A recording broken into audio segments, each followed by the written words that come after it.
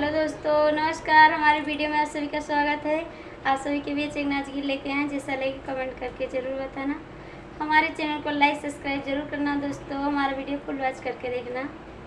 आप सभी को एक नाच गीत सुनाने जा रहे हैं, जैसा लगे कमेंट करके ज़रूर बताना। ये कहाँ पौली लाली चूड़ी, कहाँ पौली कंगना की, कहाँ पौली नाय कि, कहाँ पौली नाय दिलदार ओ सजनवा की, कहाँ पौलू ना दिलदार ओ सजनवा की, कहाँ पौलू ना।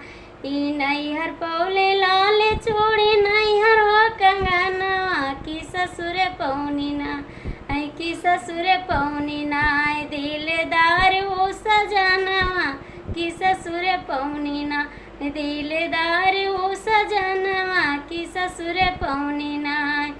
केले देल लाल चूड़ी की हो कंगनवा की, के हो देलना की, के हो देलना दिलदार ओ सजनवा की, के हो देलना।